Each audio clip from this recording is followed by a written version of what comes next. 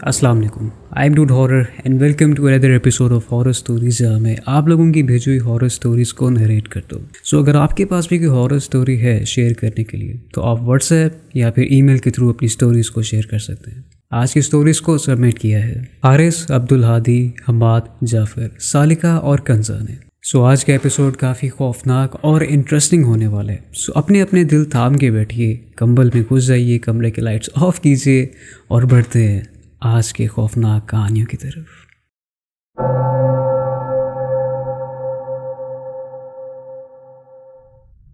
मैं कश्मीर से हूँ। ये कहानी मेरी दादी जान से मुंसलिक है। बहुत अरसा पहले 2007 में मेरे दादा जान वफात पा गए थे और फिर मेरी दादी जान अकेली हो गई थी और तन्हाई की वजह से फिर उन्हें डर भी लगता था। तो फिर मेरी चची की बेटी उनके पास सोने लगी और मेरी दादी रोज़ शाम ये शिकायत करती थी कि रात के पहर तकरीबन 4 बजे करीब उनकी आंख खुलती थी और कोई साया नज़र आता था। फिर एक बार हमेशा की तरह उनकी आंख खुली। उन्होंने घड़ी पर टाइम देखा तो वही 4 बज रहे थे। उन्होंने क्या देखा कि वहाँ पर मेरी कज़न अपने बेड पर नहीं है और फिर दादी उठकर वॉशरूम में गई मेरी कज़न को देखने के लिए। साथ ही साथ मेरी दादी जान को डर भी लग रहा था। दादी जान ने हर जगह देखा लेकिन मेरी कज़न का कहीं पे नामो निशान ही नहीं था। वो वापस अपने कमरे में आई तो देखा कि कज़न वहीं पर सोई हुई थी और दूसरे दिन भी ऐसा ही सेम सिलसिला हुआ। एक दिन दादी को घर के आखिरी फ्लोर पर जहाँ जाने से सब डरते थे, उन्हें वहाँ से मेरी कज़न की आवाज़ आई, वही कज़न जो उनके पास सोया करती थी। तो दादी ने हिम्मत की और वो उस कमरे में जाने लगी कि मेरी कज़न की आवाज़ भी ज़ोर ज़ोर से पड़ने लगी थी। जब वहाँ एंटर हुई तो मेरी कज़न की आवाज़ आना बंद हुई। मेरी दादी ने मेरी कज़न का नाम 6 बार लेकर पुकारा। उसका नाम फलक था, लेकिन उसके बावजूद उन्हें आगे से कोई रिस्पॉन्स नहीं आया। दादी समझ गई कि ये मामला कुछ और ही है तो उन्होंने आयतुल कुर्सी पढ़ी और वहाँ से कुछ किए बगैर नीचे आ गई। कमरे में गई तो वहाँ देखा कि कज़न तो आराम से सोई हुई है और उसके बाद मेरी दादी काफ़ी बीमार पड़ गई और तकरीबन 2 हफ्ते बाद वो इस दुनिया से चल बसी। आप सबसे इंतज़ार है कि मेरे दादा और दादी जान के लिए और तमाम मरहूमीन मरहूमैन के लिए दुआए मग़फ़िरत कीजिएगा। दादी भी दादा जान के जाने के तकरीबन 1 मंथ बाद इस दुनिया से चल बसी थी। ये बात इसलिए ऐसी है क्योंकि दादी को ना कोई फिज़िकल प्रॉब्लम थी और ना ही कोई मेंटल हेल्थ का इशू था और ये सब कुछ अचानक हुआ था। अल्लाह ताला हम सब को हमेशा अपने हिफ्ज़ व अमान में रखें।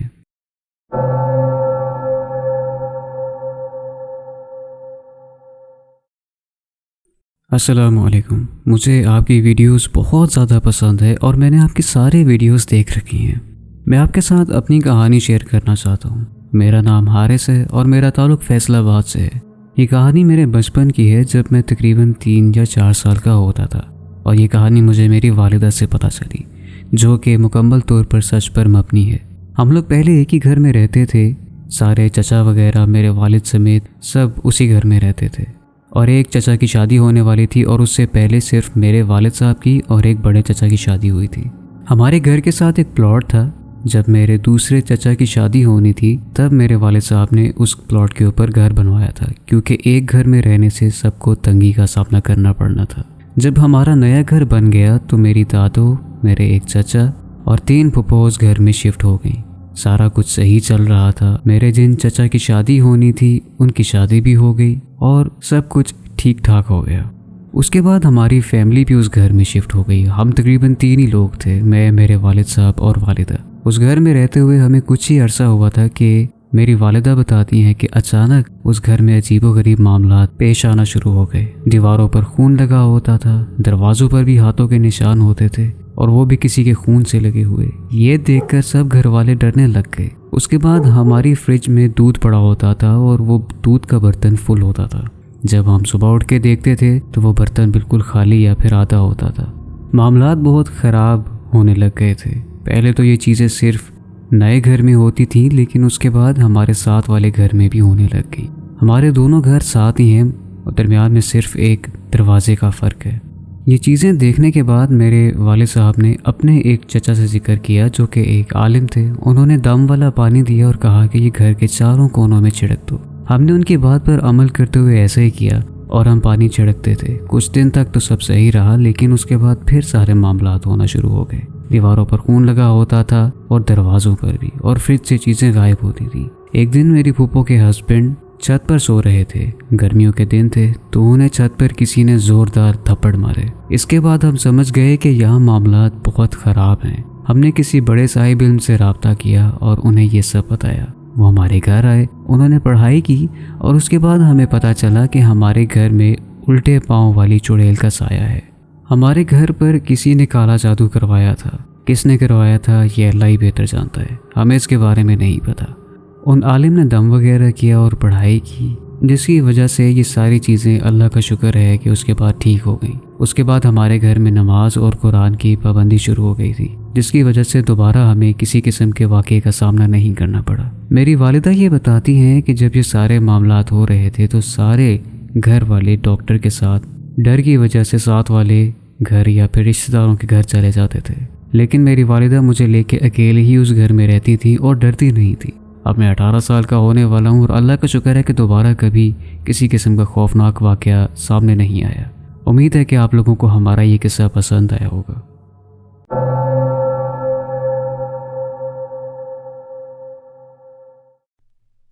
मेरा नाम अब्दुल हादी है और मैं पाकिस्तान लाहौर से ताल्लुक़ रखता हूँ। ये कहानी मेरे पुराने घर से जुड़ी है जो कि लाहौर में सांत नगर में है। ये बात तकरीबन 90s की है।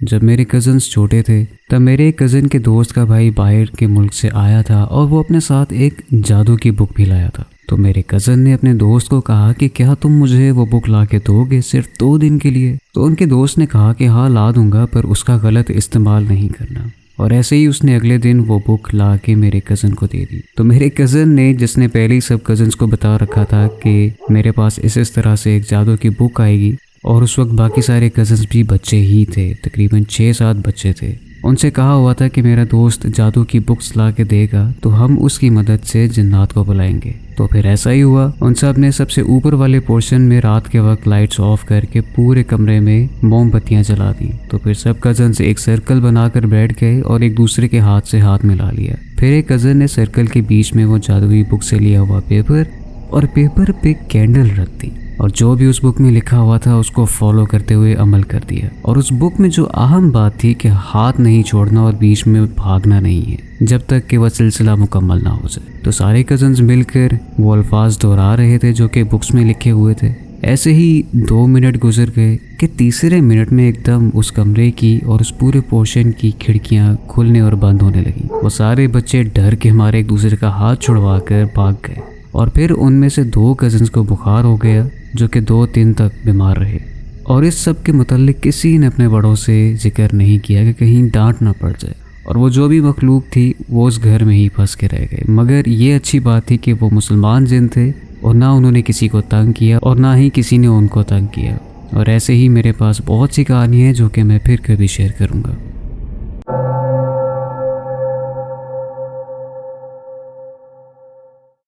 उम्मीद है कि आप सब सुनने वाले खैरियत से होंगे। मेरा नाम हमाद है और मैं कश्मीर से ताल्लुक़ रखता हूँ। ये कहानी मेरी अपनी ज़ात से मुंसलिक है जो कि मेरे लिए किसी अजाब से कम नहीं थी। मैं 11 साल का था जब ये सारे मामलात मेरे साथ पेश आना शुरू हो गए। हमारे पड़ोस में एक आंटी रहती थी और वो आंटी अकेली रहती थी। अक्सर रात को या तो वो हमारे घर आ जाती थी या हमारे घर से आके किसी को बुला लेती थी। उन दिनों हमारे घर कज़न आए हुए थे और हम सब बच्चे खेल कूद में मसरूफ़ थे। तो उसी रात मेरी वालिदा ने मुझसे कहा कि आज तुम ऊपर चले जाओ क्योंकि हमारे घर में मेहमान आए हैं। मैंने साफ साफ मना कर दिया कि मैं नहीं जाऊंगा। मैं खेल कूद में मसरूफ़ रहा, लेकिन मेरी अम्मी ने मुझे डांटा और ज़बरदस्ती भेज दिया। मुझे डर नहीं लगा करता था और अंधेरे में इधर उधर घूमता रहता था। लेकिन उस रात क्योंकि मैं पहले से गुस्से में था तो सीधा आंटी के घर नहीं गया। रास्ते में दादा जान का एक पुराना घर था, उसके बाहर रुका हुआ था। मुझे अपनी थोड़ी सी दूरी पर एक छोटा सा कुत्ता नजर आया। मैंने उस कुत्ते को अपने करीब आते हुए देखा तो मैंने पत्थर उठा लिया कि वो जैसे ही गुजरेगा मैं उसको मारूंगा। बच्चा था तब, बचकाना ज़हनियत थी, तो शायद इस वजह से मैंने नोटिस किया कि जो वो कुत्ता मेरे करीब आ रहा है उसका कद गैर मामूली तौर पर बड़ा होने लग गया। और ये देखकर मैं डर गया और डर के मारे मैं दादा अब्बू के उस आधे टूटे हुए घर में घुस गया। अब वहाँ एंटर होने के बाद मुझे एहसास हुआ कि शायद मैंने अंदर आकर गलती कर दी है। तो मैं फ़ौरन से वहाँ से निकलकर बाहर भाग गया और सीधा आंटी के घर चला गया। उस वक्त तो मैंने उन्हें कुछ भी नहीं बताया, सब कुछ इग्नोर किया और सो गया। सुबह फजर के वक्त उन्होंने मुझे जगा दिया और मुझसे पूछा कि तुम ठीक तो हो ना। मैंने बोला क्यों, मुझे क्या होना है। तो उन्होंने बताया कि तुम रात को बार बार रोते रहते थे और बार बार बाहर की तरफ भागते थे और कहते थे कि मुझे छोड़ दो। तो मैंने रात को होने वाला सारा वाकया उन्हें बताया। वो मुझे अपने साथ सुबह सवेरे मेरे घर छोड़ आई और उन दिनों में मैं मस्जिद में कुरान पाक भी पढ़ने जाया करता था। सर्दियों के दिन थे कि मैं तैयार होकर मस्जिद के लिए निकल गया। मस्जिद मेरे घर से 15 मिनट की दूरी पर थी। सुबह के 6:40 पर मैं घर से निकल गया था। मस्जिद से थोड़ी दूरी पर मुझे एक मेरा दोस्त आता हुआ नजर आया। वो भी मेरे साथ मस्जिद में ही पढ़ता था। मुझे लगा वो आ रहा है तो मैं थोड़ी देर रुक जाता हूँ कि जब हम साथ मिल जाएंगे तो फिर इकट्ठे चलते हैं। अब मैं रुक कर उसका वेट कर रहा था कि मैंने पीछे मुड़कर देखा तो मेरा दोस्त वहाँ पर था ही नहीं। वहाँ पर कोई भी नहीं था। तो फिर वो एहसास मुझे किसका हो रहा था कि कोई मेरे पीछे आ रहा है। वहाँ से मैं मस्जिद की तरफ रवाना हो गया और फिर मुझे चक्कर आने लगे। न जाने कब मस्जिद के कमरे में खुली। कारी साहब ने बताया कि तुम फलानी जगह से बेहोश पाए गए थे। थोड़ी देर तक अब्बू भी मस्जिद में आ गए थे और वो मुझे लेकर सीधा हॉस्पिटल चले गए।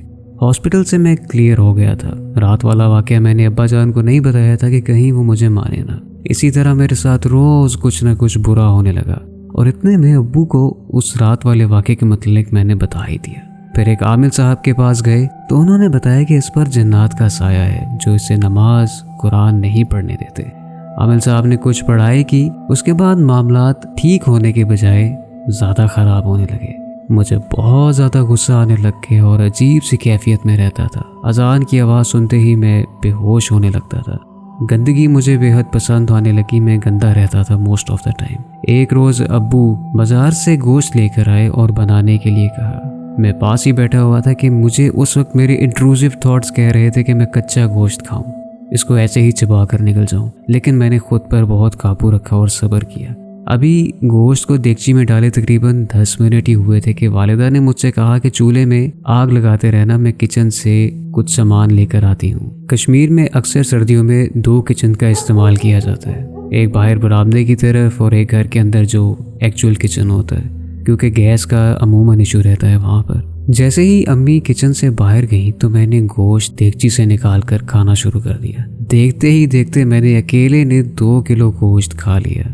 अम्मी आई तो देगची देखी तो देगची खाली थी। अम्मी ने मुझे कहा कि गोश्त किधर गया, तो मैं बहुत गुस्सा हो रहा था और उनके इस बात पर पूछने पे मैं अम्मी से लड़ पड़ा। मेरी हरकतें बेहद ख़राब होने लगी थी।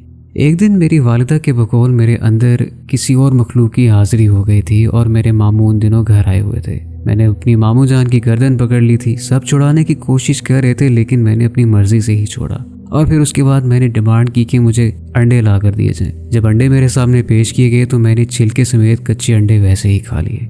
उस कम उम्र होने के बावजूद बहुत मुश्किल से मेरे घर वालों ने मुझे संभाल कर रखा था। अब तो घर में 2 या 3 बंदे मेरा पहरा देने लगे थे। कोई भी आलम हमने कश्मीर में छोड़ा नहीं था। फिर पेशावर से एक बंदा आया हमारे घर। उसने आते ही पढ़ाई शुरू कर दी। 3 दिन पढ़ाई करने के बाद कुछ तावीज़ दिए। अब्बू ने उनको कॉपी में बंद करके कुछ देर बाद जब चेक करने लगे तो कॉपी खाली थी, कोई तावीज़ नहीं था। जब दोबारा उस पीर साहब से रब्ता किया, उन्हें बताया तो उन्होंने फिर से तावीज़ बना कर दिए कि अब इन तावीज़ों को तुम अपने बेटे को पहना देना। मैंने पहन लिए। कुछ भी महसूस नहीं हुआ, कोई फ़र्क नहीं पड़ा। लेकिन 2 दिन बाद सारे तावीज़ कूलर के नीचे से मिले, वो भी मेरी वालिदा को, जबकि मैंने तो गले में भी तावीज़ पहने हुए थे। वालिद साहब ने दोबारा उस पीर को कॉल की तो वो कहने लगे कि सब तावीज़ लेकर मेरे पास आओ। अबू लेकर गए तो पता चला कि जो तावीज़ मेरे गले में थे वो तावीज़ उन्होंने नहीं बनाए थे। तो फिर उस पीर ने कहा कि इसे किसी और के पास ले जाओ, ये इतना आसान नहीं है। मुझे ऐसा लगता था कि शायद उन दिनों मेरा दी एंड होने वाला है, क्योंकि मुझे दिन रात की कोई खबर नहीं थी, क्योंकि मुझे एक ही कमरे में बंद रखते थे। फिर किसी ने एक आमिल साहब का बताया जो कि मुल्तान से थे। वो हमारे घर आए और 7 दिन पढ़ाई की। उन्होंने बहुत मुश्किल से मुझसे भी कुछ अमल करवाए थे, जैसे कि कलेजी के ऊपर पाँव रखकर 2 घंटे तक खड़े रहना और इसके अलावा भी बहुत कुछ। लेकिन उसके बाद कुछ बेहतरी होने लगी। जब वो जाने लगे तो उन्होंने बताया कि यहाँ बहुत ज़्यादा जिन्नात हैं, रात को लेट बाहर नहीं घूमना और नमाज की बाकायदगी से पाबंदी करनी है। मेरे घर में सब नमाजी थे मेरे अलावा। 6 साल लगे मुझे कुछ बेहतर होने में। आज भी ये सब कुछ सोचकर मैं घबरा जाता हूँ और अल्लाह का शुक्र अदा करता हूँ कि एक नई ज़िंदगी की शुरुआत हुई है। आज तक बहुत सी पैरानॉर्मल एक्टिविटीज़ हुई हैं हमारे घर में, जैसे कि चीज़ों का गुम जाना और बाद में उसी जगह से मिलना, रात को किसी के चलने, बातें करने या फिर रोने की आवाज़ें वगैरह आना। लेकिन अल्हम्दुलिल्लाह मैं उस फेज़ से निकल गया हूँ जो मैंने अपनी ज़िंदगी में एक मुश्किल वक्त गुजारा था। अल्लाह ताला मुझे और आपको, हम सब को हमेशा अपने हिफ्ज़ व मान में रखे, काले जादू और शिर्क जैसी तमाम चीज़ों से हमें महफूज रखें।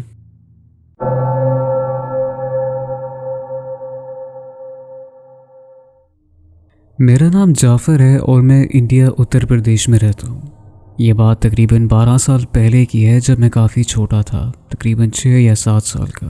मैं अपनी नानी के यहाँ रहता था क्योंकि मेरे अब्बू मुझे और मेरी वालिदा को अपने साथ नहीं रखते थे। इसी वजह से हम अपनी नानी के यहाँ रहते थे। एक दिन मैंने सोचा कि कुछ खेला जाए और मैंने अपने खाला के बच्चों से कहा कि आओ ऊपर चल के खेलते हैं। दिन का वक्त था, शायद 3 बज रहे थे। हम लोग बहुत खुश होकर खेल रहे थे। अभी हम खेल ही रहे थे कि हमने एक दूसरे से दूर अजीब सी मखलूक को देखा। ना तो वो इंसान में शुमार थी और ना ही जानवर में। वो काले साई की तरह नमूदार हो रही थी और उसके उल्टे पैर थे, बड़े बड़े नाखून, बड़े बड़े बाल जो हमें अपनी तरफ बुला रहे थे। हम समझ गए थे कि ये कोई हैवान है जो हमें अपने पास अपना शिकार बनाने के लिए बुलावा दे रहा है। हम लोग बिना डरे नीचे भागे और जाकर खाला और अम्मी से सारी बात की। और वो लोग जब ऊपर गए तो ऊपर वो अजीब सी जो भी मखलूक थी वो वहाँ पर मौजूद नहीं थी। न जाने ये हमारा वहम था या फिर कुछ और। लेकिन इसी के साथ एक दूसरी कहानी है। फिर हुआ यूँ कि काफ़ी अरसे के बाद हमारे अब्बा जान ने हमें अपने साथ बुला लिया और वो हमें अपने साथ दिल्ली ले गए। वहाँ एक फ़्लैट लिया। उस एरिया में ज़्यादातर जो आबादी थी वो हिंदुओं की थी। अब फ्लैट चाहे हमारा एक ही था, लेकिन क्योंकि हमारी फैमिली मुकम्मल थी तो ज़िंदगी अच्छी गुजर रही थी। यूँ लगा जैसे हमारी ज़िंदगी बदल सी गई है। लेकिन अचानक वहाँ कुछ ऐसा होने लगा जो हमारी समझ से बाहर था। अक्सर हमें इस तरह महसूस होता था कि जैसे हम फैमिली मेम्बर्स के अलावा भी वहाँ पर कोई मौजूद है। और तो और मेरी वालिदा को बुरे ख्वाब भी आने लग गए थे। एक दिन मेरी एक छोटी बहन जिसका नाम अज़िया है, वो तकरीबन 3 साल की थी, जो फीडर में दूध पी रही थी और वो दूसरे रूम में थी। उस रूम का दरवाज़ा भी बंद था और मैं उसके अगले वाले रूम में था। अचानक से मेरी बहन ने चिल्लाया जैसे उसने कुछ देख लिया हो। हमने फ़ौरन से अपनी अपनी मसरूफियात ख़त्म की और उसके पास भाग गए। जब जाकर उसे उठाया तो उसने इशारा किया, पर वो कुछ बोल नहीं पा रही थी। और इसी तरह दूसरी मर्तबा मेरी वालिदा उसी फ्लैट में कपड़े सुखाने जा रही थी और कपड़े सुखाने के लिए नीचे जाया करती थी। तभी उन्होंने देखा कि बिल्कुल मेरी शक्ल का और मेरी शर्ट पहने कोई बच्चा नीचे गया है। उन्होंने मुझसे पूछा ऊपर आके कि तुम नीचे थे, ऊपर कब आए? मैंने कहा मैं तो यहीं पर मौजूद हूँ और ना मैं नीचे गया हूँ, तो ना मुझे पता है कि आप क्या बात कर रही हैं। और तीसरी मर्तबा जब रात के 1 बज रहे थे तो मेरे वालिद साहब ने कहा कि बेटा जाओ दूसरे रूम में मेरा कुछ सामान है वो लेते आओ। मुझे थोड़ा डर सा भी महसूस हुआ क्योंकि तमाम कमरों में अंधेरा था। वहाँ मैं सामान लेने गया तो मुझे ऐसा महसूस हुआ कि वहाँ पर कुछ है। और फिर मैंने रात में उसके बाद ख्वाब भी देखा कि कोई सफ़ेद कपड़े में मलबूस एक औरत बैठी है जो कि किसी का गोश्त खा रही थी, जिसे देखकर मैं फ़ौरन उठ गया। इसी तरह से जब एक्टिविटीज़ मज़ीद बढ़ती गई तो हमारा शक यकीन में तब्दील हो गया कि उस फ्लैट के अंदर कोई ना कोई पैरानॉर्मल मसले मसाइल है। जिसके बाद हमने वो फ्लैट छोड़ दिया और फिर ज़िंदगी सुकून में आ गई। अल्लाह ताला हमें अपनी पनाह में ले। इसमें कोई शक नहीं कि जन्नत इसी दुनिया का हिस्सा है, लेकिन इंसानों की आँख से परे हैं।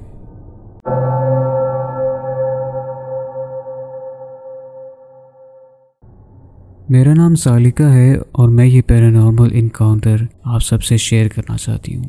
ये तब का है जब मैं मैट्रिक में थी, जो कि 2015 की बात है। लेकिन आज तक मुझे इस चीज़ का डर है। गर्मियों के दिन थे, घर पे मेरी वालिदा, छोटी बहन, मेरे नाना अबू होते थे। मैं नीचे वाले पोर्शन में अपनी वालिदा के साथ रूम में सोती थी और नाना अबू का बेड ड्राइंग रूम में होता था। कमरे में एक ही बेड पे मेरी मामा, मेरी बहन और मैं सो रहे थे।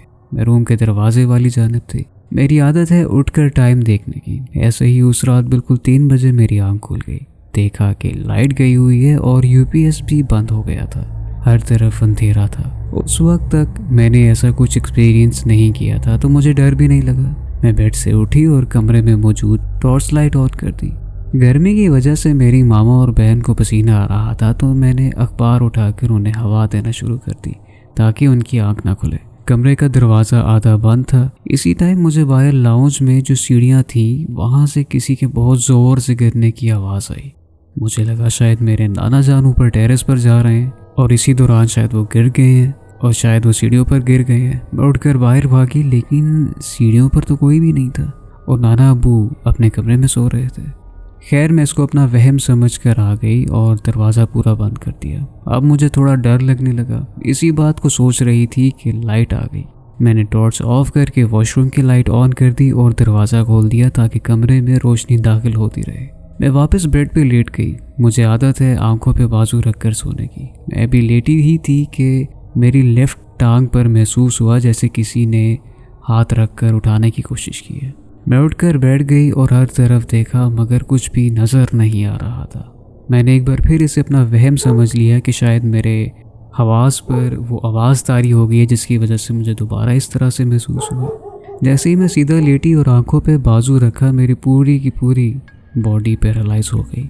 मैंने बोलना चाहा मगर मैं बोल नहीं पाई, ना ही मूव कर पा रही थी। मेरी आंखें बंद थीं, पर ऐसा लग रहा था जैसे मेरे माथे पे कोई आंख और मुझे वहाँ से पूरा व्यू नज़र आ रहा था। मुझे अपने सर और पूरे जिस्म पे बोझ महसूस हुआ और नज़र आया कि बेड के पाँव वाली साइड पे बहुत सी औरतें खड़ी हैं जो कि साई की तरह हैं और हंस रही हैं।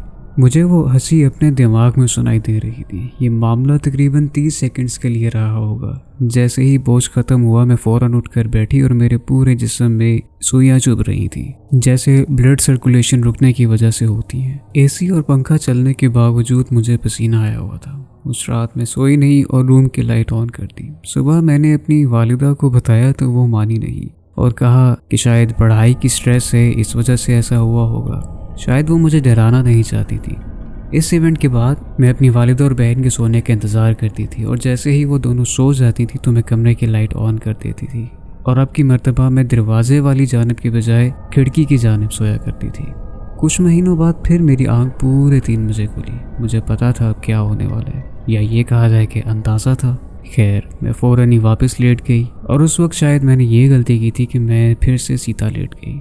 लेटते साथ ही मैं मुकम्मल तौर पर पैरालाइज हो गई और आंखें बंद होने के बावजूद मुझे कमरा नज़र आ रहा था। मैंने देखा कि मेरी खाला की काम वाली, जिससे मेरी बहुत दोस्ती थी, वो दरवाजे में खड़ी है और मुझे बुला रही है। 30 सेकंड्स के बाद मेरी बॉडी से वो बोझ हटा और फिर आज तक दोबारा वैसा नहीं हुआ।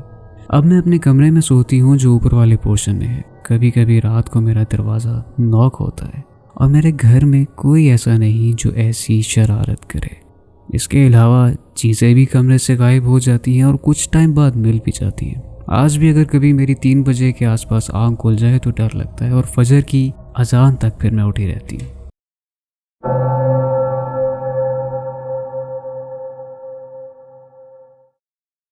मेरा नाम कंज़ा है और मैं मुल्तान से ताल्लुक़ रखती हूँ। आपकी वीडियोस मैं शुरू से फॉलो कर रही हूँ और रात को आपकी वीडियोस देखना मेरा काफ़ी पसंदीदा काम है। जो आज वाक़या आपको सुनाने जा रही हूँ, ये मेरे और मेरे 2 छोटे कज़न्स के साथ रिसेंटली पेश आया है। हुआ कुछ यूँ कि लास्ट मंथ हॉलीडेज़ में मैं अपनी खाला की तरफ टाइम स्पेंड करने गई थी।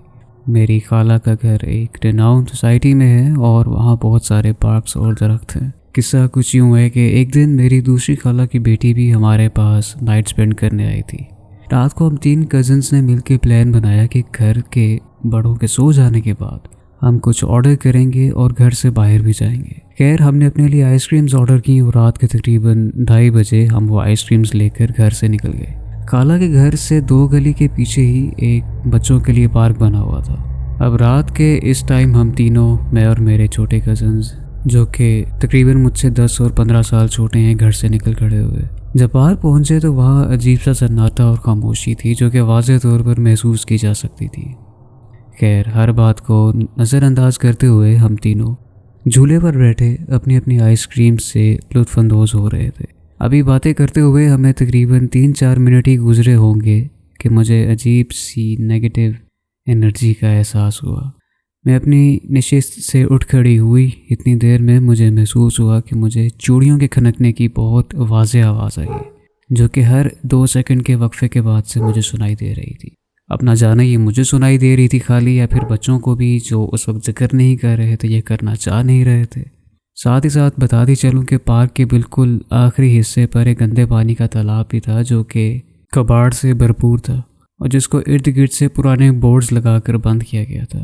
खैर, साथ ही मैंने फिर फैसला किया कि अब यहाँ रुकना मज़ीद मुनासिब नहीं है क्योंकि बच्चे भी साथ हैं। मैंने अपने कज़न से कहा कि सब तेज़ कदम, अब वापसी की तरफ बढ़ो। मैंने आधा पार्क क्रॉस किया था कि मुझे पीछे टहनी टूटने की और सूखे पत्तों पर किसी के चरचराने की आवाज़ सुनाई दी।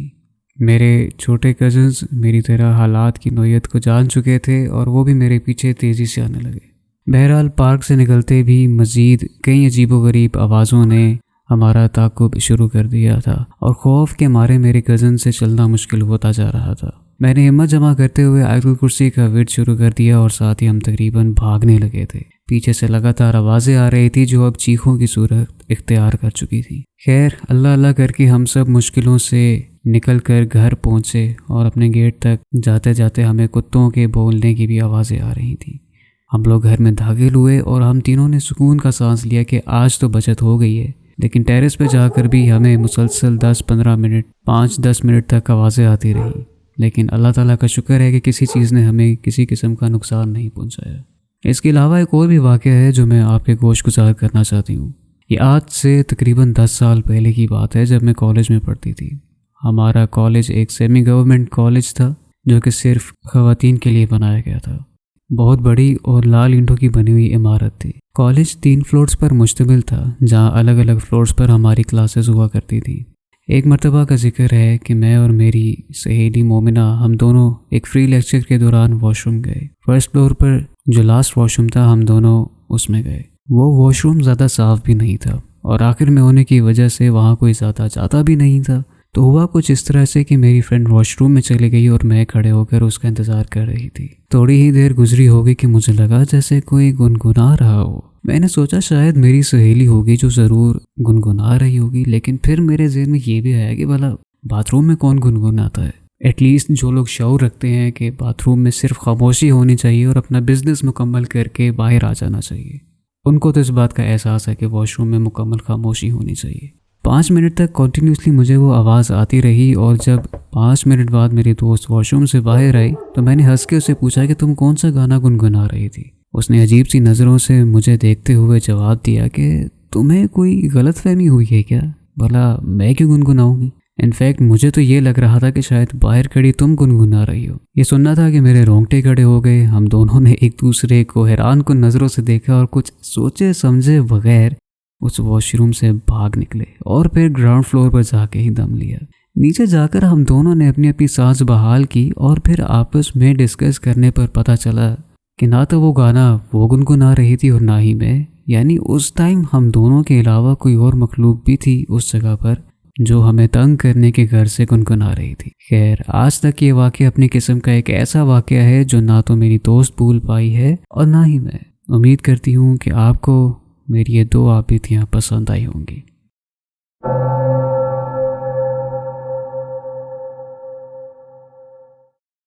ये कहानी मेरे वालिदा से मुंसलिक है। जब वो 6 या 7 बरस की थी, मेरी वालिदा गांव में रहती थी। तब सर्दियां थीं। मेरी नानू ने मेरी वालिदा को कहा कि जाकर तंदूर से रोटियां लगवा लो। तब नानू ने मामा को भेजा और मामा चली गई। जब मामा जा रही थी तो उन्होंने देखा कि एक घर है, वहाँ से ढोलकी की आवाज़ आ रही है जैसे किसी की मेहंदी हो रही हो। तो मेरी मामा वहाँ पर रुक गई, दूर से सुन रही थी उस आवाज़ को और वो डेकोरेट भी था अच्छे से। साथ ही साथ एक औरत आई उस घर से बाहर। मामा को उनके नाम से बुलाया। मामा ने देखा और सोचा कि इसको कैसे पता है मेरा नाम। इतने में ही वो कहने लगी कि मैं तुम्हारा ही इंतज़ार कर रही थी, अंदर आ जाओ। मामा बस उस औरत को देखी जा रही थी। वो बताती हैं कि वो इस कदर खूबसूरत थी और तैयार हुई थी कि बस जिसकी इंतहा नहीं थी। मेरी नज़रें उससे हिल नहीं पा रही थी। इतने में मेरी नानो मामा के पीछे आई, क्योंकि ऑलरेडी मामा को गए हुए इतना टाइम हो गया था। नानो बहुत परेशान हुई थी कि मामा दोपहर में गई हैं और शाम होने को आ गई है। तो नानो ने मेरी मामा को वहाँ से पीछे किया और कहा कि इस घर के पास तुम क्या कर रही थी। मामा ने बताया कि अम्मी यहाँ शादी हो रही थी और ढोलकी बज रही थी तो वो आंटी मुझे अपने पास बुला रही थी। नानो ने कहा कि बस तुम चलो यहाँ से और पीछे नहीं देखना। लेकिन आप सबको तो पता है कि बच्चों को जिससे रोका जाए वो वही काम करते हैं। तो मेरी मामा ने जब पीछे मुड़ के देखा तो वो घर वीरान था। जहाँ अभी शादी का माहौल था, वो औरत जिसके पाँव उल्टे थे, बाल उसके पाँव तक थे और उसका हुलिया मामा आज भी बताते हुए काम जाती हैं। इन सब के बाद पूरा एक हफ्ता मेरी वालिदा की तबीयत नासाज रही और घर जाते हुए उन्हें तेज़ बुखार की शिकायत हो गई थी। उम्मीद है कि आपको आज का एपिसोड पसंद आया होगा, और अगर आपको पसंद आया है so don't forget to like, subscribe and tap the bell notification because you never know what's coming. Last but not least, अपनी अपनी नमाज़ों को तरजीह दीजिए। नमाज ज़िंदगी का एक बहुत अहम पहलू है जिसकी हमसे आखिरत में पूछ होगी। मिलते हैं अब से अगले एपिसोड में, तब तक के लिए फ़ी अमान अल्लाह।